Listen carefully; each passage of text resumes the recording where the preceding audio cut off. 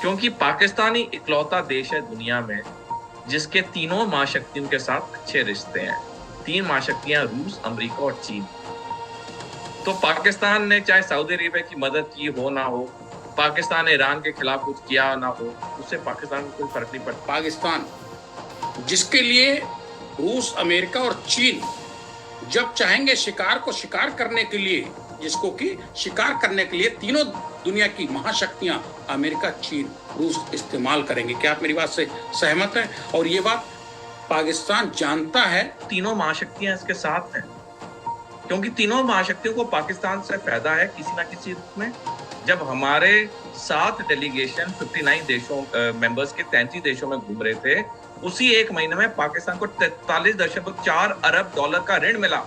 ये सदस्य आए, खान मार्केट में कॉफी पी, दिल्ली हाट में चाट पापड़ी पकौड़े खाए, लेकिन जब वोटिंग का वक्त आया पाकिस्तान के लिए वोट किया।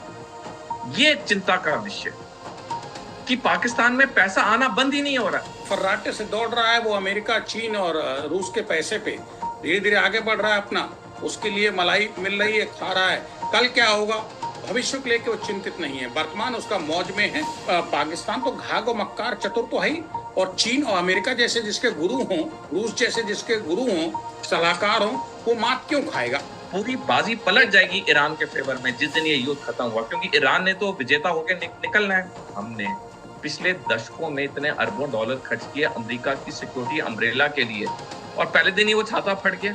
चीन तो उसके साथ बिल्कुल जिगरी दोस्त के तौर पे खड़ा है, रूस भी उसके साथ इंक्लाइंड है, अमेरिका तो हमने देख लिया डोनाल्ड ट्रंप के 1 साल के कार्यकाल में कितनी बार उसने पाकिस्तान की प्रशंसा की है। तो वो भी चाहते हैं कि भैया तू कर ले इनको तबाह, हम उससे अमेरिका से तो नहीं लड़ सकते उसकी दादागिरी से, लेकिन तू खत्म कर ले। बल्कि इस युद्ध के बाद तो ये देश और ईरान को और इज्जत से देखेंगे, क्योंकि ईरान जिस तरह से ताकतवर निकल रहा है, अब मिडिल ईस्ट के देश जान चुके हैं कि पलड़ा किस तरफ भारी है। जी हाँ नाजरीन, अभी जिस तरह सूरत हाल बनी हुई है जंग की, ईरान का फिल वक्त जो है वो पलड़ा भारी लग रहा है, और ईरान पे दर पे हमले इसराइल के ऊपर और दीगर जो अमरीकी तनसीबात और दीगर जो अरब ममालिक हैं उनके ऊपर जो अमरीकी तनसीबात हैं उन पर हमले ताबड़तोड़ कर रहा है, जिससे वो पीछे हटने का नाम नहीं ले रहा। और उसके बाद ईरान ने अब तो अपनी शराइत रख दी हैं इस जंग को है वो बंद करने के लिए। हालांकि अमेरिका जो है वो उसके अब मिन्नतें और तरले कर रहा है कि इस जंग को किसी तरीके से बंद किया जाए। और इस सूरत हाल में पाकिस्तान का पलड़ा भी हर तरफ से जो है वो भारी नज़र आ रहा है, और इसी चीज़ को लेकर जो इंडियन मीडिया है वो भी परेशान है, और मोदी गवर्नमेंट है उसको भी परेशानी की लाहक है कि पाकिस्तान जो है वो हर तरफ अपने झंडे गाड़ रहा है, और भारत की और मोदी सरकार की जो है वो हर तरफ जो है वो जलालत हो रही है। वीडियो बड़ी मज़ेदार होने वाली है, हमारे साथ रहिएगा, कहीं जाइएगा बाद। चले वीडियो स्टार्ट करते हैं। ईरान जूझ रहा है 10 देशों के साथ, अमेरिका, इजराइल और बाकी जो भी कंट्रीज हैं, मुस्लिम कंट्रीज।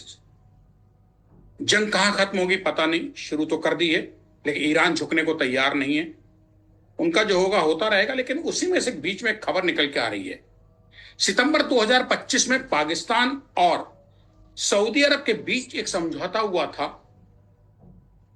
जिसमें कहा गया था कि किसी भी देश पे, इन दो देशों में अगर पाकिस्तान पे हमला होता है तो वो हमला सऊदी अरब अपने पे मानेगा और तुरंत रिएक्ट करेगा, जवाबी कार्रवाई करेगा पाकिस्तान की मदद के लिए। सेम यही स्थिति पाकिस्तान की थी कि अगर सऊदी पे हमला होता है तो पाकिस्तान उस पर कार्रवाई करेगा। ईरान ने सऊदी अरब को घेर लिया है क्योंकि वो सपोर्टर है पाकिस्तान का। उस पाकिस्तान का तो है, अमेरिका का माफी चाहेंगे, अमेरिका के उसके अड्डे हैं, लेकिन पाकिस्तान खामोश है। ये पाकिस्तान का त्रिशंकु में फंस गया है। अब क्यों नहीं जाता है, जब सऊदी पे ईरान हमला कर रहा है तो सऊदी को बचाने क्यों नहीं जाता है? उस SMDA जो संधि हुई थी, उस संधि के तहत 17 सितंबर पिछले साल सऊदी अरेबिया और पाकिस्तान ने एक रक्षा संधि हस्ताक्षर की, जिसमें यह कहा गया कि अगर एक देश पे हमला होता है, दोनों देशों पे हमला माना जाएगा।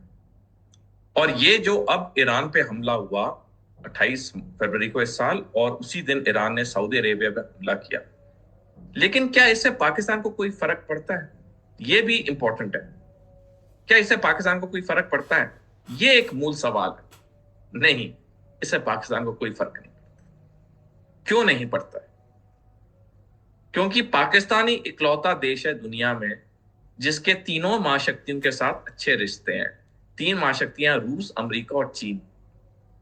तो पाकिस्तान ने चाहे सऊदी अरेबिया की मदद की हो ना हो, पाकिस्तान ने ईरान के खिलाफ कुछ किया ना हो, उससे पाकिस्तान को कोई फर्क नहीं पड़ता, क्योंकि तीनों महाशक्तियां पाकिस्तान के साथ।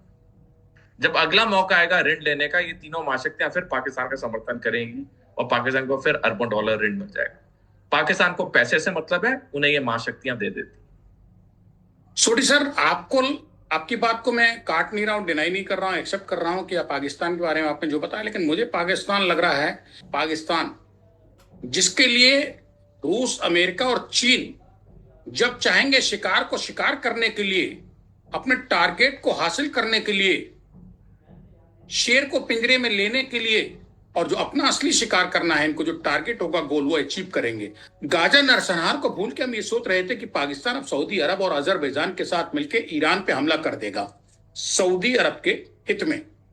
ऐसा नहीं हुआ। सऊदी अरब के जो रक्षा मंत्री खालिद बिन सलमान ने रियाद में पाकिस्तान के आर्मी चीफ असीम मुनीर से मुलाकात के बाद रक्षा समझौते को एक्टिव करने की बात भी कही है। पाकिस्तान क्या है, जिसको कि शिकार करने के लिए तीनों दुनिया की महाशक्तियां अमेरिका, चीन, रूस इस्तेमाल करेंगे। क्या आप मेरी बात से सहमत हैं? और ये बात पाकिस्तान जानता है लेकिन जता नहीं रहा है। रंजीत जी, मैं आपकी बात से पूरी तरह सहमत हूं।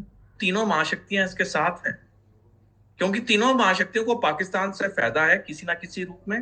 पाकिस्तान को इनसे पैसा मिलता है, तो दोनों के अपने अपने जो लक्ष्य हैं वो पूरे हो रहे हैं। मैं उदाहरण के तौर पे दर्शकों को बताना चाहूंगा, पिछले साल जब सिंदूर हुआ, उसके बाद 1 महीने तक भारत के 7 डेलीगेशंस, जिनमें 59 सदस्य थे, उन्होंने 33 देशों का दौरा किया, दुनिया को बताया कि पाकिस्तान कैसे आतंकवादियों का गढ़ है, कैसे उसने पहलगाम आतंकवादी हमला कराया और कैसे हमारी भारी विजय हुई सिंदूर।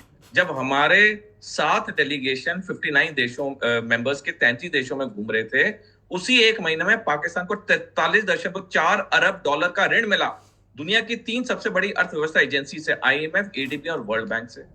और ये तीनों अर्थव्यवस्था जो संगठन है, इनमें ज्यादा वोटिंग राइट्स तीनों महाशक्तियों के, अमेरिका, रूस और चीन, और बाकी जो उसके सदस्य हैं, ये तीनों अर्थव्यवस्था वाली संगठनों के, वो G20 के सदस्य हैं। और G20 का शिखर सम्मेलन भारत ने अक्टूबर 2023 में किया था, जहां पे हमने 4000 करोड़ रुपए मेहमान नवाजी में खर्च किए। ये सदस्य आए, खान मार्केट में कॉफी पी, दिल्ली हाट में चाट पापड़ी पकोड़े खाए, लेकिन जब वोटिंग का वक्त आया, पाकिस्तान के लिए वोट किया, जानते हुए कि पाकिस्तान ने आतंकवादी हमला करवाया पहलगाम में, तब भी पाकिस्तान के लिए वोट किया। तो ये चीज अपने आप में चिंताजनक है। जहां हम एक तरफ कहते हैं, मानते हैं, पूरी तरह से हम संतुष्ट हैं, पाकिस्तान एक फटीचर देश है, लेकिन तब भी इसको क्यों इतने बड़े पैमाने पे ऋण मिल रहा है, उसका एक बड़ा हिस्सा वो आतंकवादी को दे रहा है, पूरी दुनिया जानती है। ये एक चिंता का विषय कि पाकिस्तान में पैसा आना बंद ही नहीं हो रहा, तभी तो जम्मू कश्मीर में आतंकवाद खत्म ही नहीं हो रहा है। हाँ, तो सोडी साहब, सीधी सी बात है कि फटीचर होने के बाद भी फर्राटे से दौड़ रहा है वो अमेरिका, चीन और रूस के पैसे पे, धीरे धीरे आगे बढ़ रहा है अपना। जी, यही जो है वो ज़हनी पसमानदगी है। और जो इंडियन गवर्नमेंट, उनके एनालिसिस्ट और ये जो रिटायर्ड जर्नल हैं, ये ज़हनी तौर पर ये पाकिस्तान को जो फटीचर मुल्क जो वो कह रहे होते हैं, इनकी ये ज़हनी पसमानदगी है जिसको लेकर बैठे हुए हैं आज भी। और दुनिया का नाम जो है, दुनिया में पाकिस्तान का नाम जो है वो लिया जा रहा है हर तरफ, और इसी का जो है इनको वो अब जवाब मिल रहा है, जिसकी सूरत में दुनिया पाकिस्तान के साथ वो चल रही है। उसके लिए मलाई मिल रही है, खा रहा है। कल क्या होगा, भविष्य को लेकर वो चिंतित नहीं है, वर्तमान उसका मौज में है। और शायद यही वजह है कि सऊदी अरब के रक्षा मंत्री खालिद बिन सलमान ने रियाद में पाकिस्तान के आर्मी चीफ असीम मुनीर से जो मुलाकात की थी और ये कहा था कि भाई आपका क्या रुख है, जो रक्षा समझौता हुआ है पिछली साल सितंबर 2025 में, जो अमेरिका और इजराइल ने मिलकर ईरान ने सऊदी अरब पर हमला किया, उसमें आप क्या सोचते हैं? जब असीम मुनीर से कहा, असीम मुनीर खामोश रहा है। सोडी साहब, एक चीज आ रही है, ईरान ने अजरबैजान के नख्चिवन हवाई अड्डे पे ड्रोन हमला किया और उसके बाद उसने सऊदी अरब की तेल रिफाइनरी और रियाद पर मिसाइल से हमले किए हैं। तो कहीं ऐसा तो नहीं है कि सऊदी अरब को ये पाकिस्तान तो घाघ और मक्कार चतुर तो है ही, और चीन और अमेरिका जैसे जिसके गुरु हों, रूस जैसे जिसके गुरु हों, सलाहकार हों, वो मात क्यों खाएगा? विश्व की महाशक्तियां तीन हैं, वो तो उसको कहीं ना कहीं दिमाग देते हैं। तो ये सऊदी अरब जब मुसीबत में है, ईरान उस पर हमले कर रहा है और संधि इनकी है, सऊदी अरब और पाकिस्तान की एक दूसरे की मदद करने के लिए मुसीबत में युद्ध के टाइम पे, फिर भी ये पीछे हो गया है। ऐसा तो नहीं है कि कहीं इसमें चीन बैक दे रहा हो, दिमाग दे रहा हो कि अभी तुम रिएक्ट मत करो सऊदी की तरफ से, और उधर अमेरिका ने सऊदी को समझा दिया हो कि पाकिस्तान साथ नहीं दे रहा, कोई बात नहीं, हम संभालेंगे। देखिए, जहां तक चाहे अजरबैजान है चाहे सऊदी अरेबिया है, इन पे जो ईरान ने हमले किए, यही दो देश नहीं, खाड़ी के जितने देश हैं जिन पे ईरान ने हमले किए, दिल से वो जानते हैं कि ईरान उनके खिलाफ नहीं, ईरान सिर्फ अमेरिका की वजह से हमले कर रहा है। तो अगर हम कोई सोच रहा है कि जी ये जितने खाड़ी के देश हैं सारे ईरान के बिल्कुल नफरत में आ जाएंगे, ऐसा नहीं होगा, बल्कि पूरी बाजी पलट जाएगी ईरान के फेवर में जिस दिन ये युद्ध खत्म हुआ, क्योंकि ईरान ने तो विजेता होकर निकलना है। मैंने इस पे लेख भी लिखा था, जो पिछले 12 दिन का युद्ध हुआ था, ईरान उसमें पायरिक विक्ट्री थी, उसकी एक सैनिक भाषा होती है पायरिक विक्ट्री। पायरिक विक्ट्री का मतलब होता है बेशक एक देश का नुकसान ज्यादा हो लेकिन युद्ध में विजयी वो होता है। पिछले साल भी हालांकि ज्यादा सैनिक ईरान के मरे थे, ज्यादा बिल्डिंग ईरान की बर्बाद हुई थी, लेकिन जीता ईरान था, उसे पायरिक विक्ट्री कहते हैं। इस साल भी इस युद्ध में जब भी खत्म होगा जीतेगा ईरान, पायरिक विक्ट्री ईरान की होगी। पिछले साल जो युद्ध हुआ वो सिर्फ इजराइल, अमेरिका और ईरान के बीच में सीमित था, अमेरिका के बीच में भी नहीं, वो तो एक एक फर्जरी हमले हुए थे, बाकी तो इजराइल और ईरान की 12 दिन का युद्ध था। इस बारी तो ईरान ने पूरे मिडिल ईस्ट के देशों पे हमला किया है। जब ये युद्ध खत्म होगा, मिडिल ईस्ट देशों को ऑलरेडी एक चीज उनके जहन में आ रही है कि हमने पिछले दशकों में इतने अरबों डॉलर खर्च किए अमेरिका की सिक्योरिटी अम्ब्रेला के लिए, और पहले दिन ही वो छाता फट गया, तो हमने अरबों डॉलर बर्बाद कर दिए। इस युद्ध के बाद ईरान मिडिल ईस्ट में और ताकतवर होकर निकलेगा, अमेरिका की जो स्टैंडिंग है और कम हो जाएगी, और इजराइल के लिए और दिक्कतें होंगी। इसके जो देश हैं वो ईरान के कोई नफरत में नहीं है, उन्हें पता है ये सारा युद्ध किसके लिए हो रहा है, अमेरिका की वजह से। छोटे साहब, एक सवाल ये पैदा होता है कि कहीं ऐसा तो नहीं है कि चतुर तो है ही, मक्कार तो है, सलाहकार तो इसके मजबूत है ही पाकिस्तान के, भले ही भारत का दुश्मन कट्टर नंबर 1 हो, घाघ भी हो, लेकिन वो अपना काम तो साध लेता है। उसने कहीं ऐसा तो नहीं है कि सऊदी अरब के रक्षा मंत्री ने जब मदद के लिए कहा कि आप क्या कर रहे हैं, तो पाकिस्तान ये कह के पीछे हट गया हो कि अभी तो हम खुद ही अफगानिस्तान से जूझ रहे हैं, हमें अपनी जान बचानी मुश्किल है। ये उसका लॉजिक तार्किक जवाब हो सकता है, बचत का एक रास्ता हो सकता है निकलने का सुरक्षित सुरंग। क्या सहमत है आप? देखिए, मैं तो इस चीज से सहमत इसलिए नहीं क्योंकि ऐसी टिप्पणी तो पाकिस्तान करेगा नहीं, क्योंकि पाकिस्तान अफगानिस्तान के बीच में पूर्ण युद्ध तो है नहीं, कुछ जगह लोकलाइज झड़पें हैं, पूरा युद्ध तो है नहीं। तो अगर ऐसा बोलेगा तो सऊदी अरेबिया पहले हंसेगा इस पे। पाकिस्तान, जो मेरे को लगता है पाकिस्तान ने बात को गोल मटोल कर दिया होगा, या जैसे आपका आंकलन ये भी सही है कि पीछे से चीन और अमेरिका ने बोला हो सऊदी अरेबिया पाकिस्तान को शांत होने के लिए, क्योंकि वो भी नहीं चाहते कि ये जंग और बढ़े। क्योंकि कल ही डोनाल्ड ट्रंप ने रिपब्लिक सांसदों को के साथ जब वो गोल्फ खेल रहे थे मार-लागो अपने गोल्फ रिजॉर्ट में, उन्होंने कह दिया कि युद्ध मैं बहुत जल्दी खत्म कर दूंगा, इसे मैं लंबा नहीं खींचूंगा। तो युद्ध तो खत्म होने के स्टेजेस पे कब हो हमें पता नहीं, लेकिन अमेरिका अब इस युद्ध को ज्यादा लंबा खींचना नहीं चाहता है। तो अगर वो लंबा नहीं खींचना चाहता, वो ये भी नहीं चाहेगा कि इस युद्ध का फ्रंटेज बढ़े, क्योंकि नुकसान तो ज्यादा अमेरिका को हो रहा है।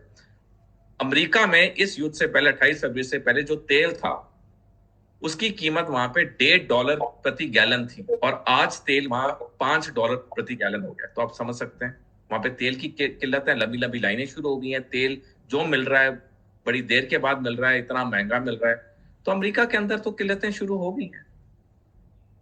अगर अमेरिका के अंदर किल्लतें शुरू होंगी तो फिर पाकिस्तान कैसे बचेगा? मक्कारी से सब काम तो नहीं हासिल हो जाएंगे, सफलताएं नहीं मिल जाएंगी।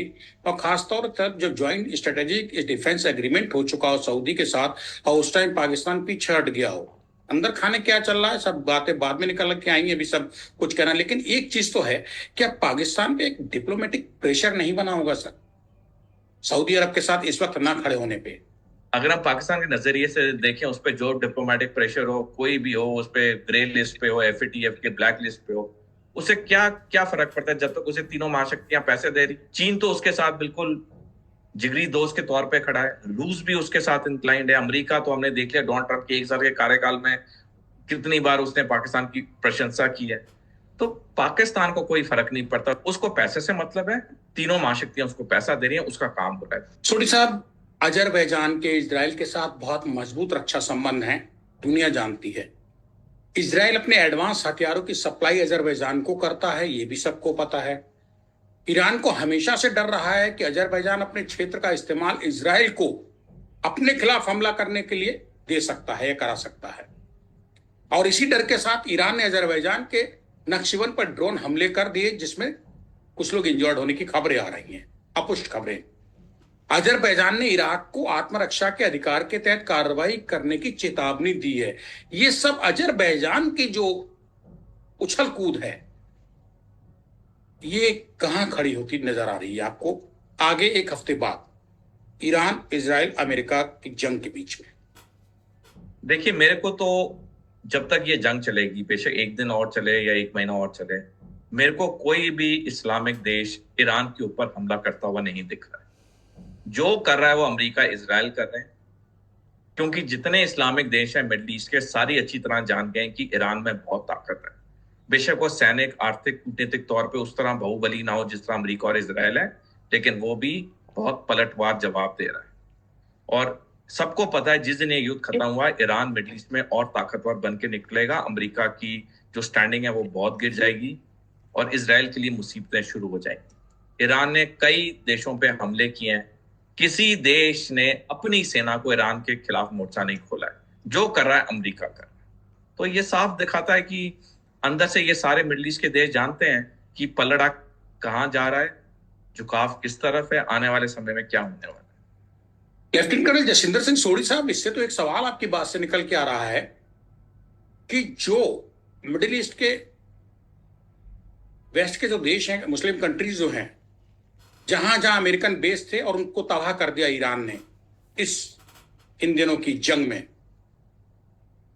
वो देश भी चाहते हैं कहीं अप्रत्यक्ष रूप से कि ईरान जो कर रहा है उनके अपने जमीन पे, यानी कि इन 7-8 देश जो मुस्लिम कंट्रीज हैं उनमें जहां जहां जो बेस हैं, अमेरिका के सैन्य अड्डे हैं, उनको तबाह किया ईरान ने। तो वो भी चाहते हैं कि भैया तू कर ले इनको तबाह, हम उससे, अमेरिका से तो नहीं लड़ सकते उसकी दादागिरी से, लेकिन तू खत्म कर ले।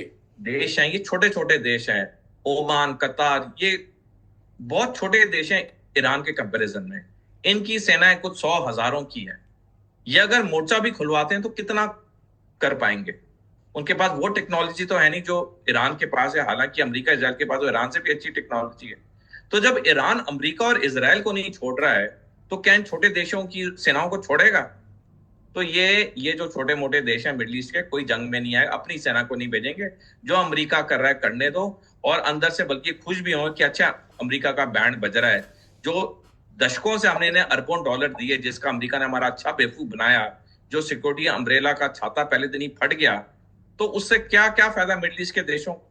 बल्कि इस युद्ध के बाद तो ये देश और ईरान को और इज्जत से देखेंगे, क्योंकि ईरान जिस तरह से ताकतवर निकल रहा है, अब मिडिल ईस्ट के देश जान चुके हैं कि पलड़ा किस तरफ भारी है। तो वो अंदर से खुश होंगे, चलो अमेरिका का नुकसान हो रहा है, क्योंकि वो तो खुद कुछ कर नहीं सकते। और ये जो देश हैं, या कोई भी आदमी होता है, वो आगे की देखता है। वर्तमान तो निकल जाएगा, आज नहीं तो कल, नहीं तो परसों निकल जाएगा, लेकिन आगे क्या है मेरे लिए। तो उस नजरिए से हम देखें तो ये डेफिनेटली ये पूरी इनकी सोची समझी रणनीति है। छोटे जी हाँ नाजरीन, आज तक अगर जंग की सूरत देखी जाए तो ईरान का वाकई जो है वो पलड़ा भारी है। और इस सारी वीडियो के बारे में, इस सारे मामले के बारे में आपकी क्या राय है, आप भी हमें ज़रूर आगाह कीजिएगा। वीडियो को लाजमी लाइक कीजिएगा और चैनल को ज़रूर सब्सक्राइब कीजिएगा। मिलते हैं नेक्स्ट वीडियो में, तब तक के लिए अल्लाह हाफिज़।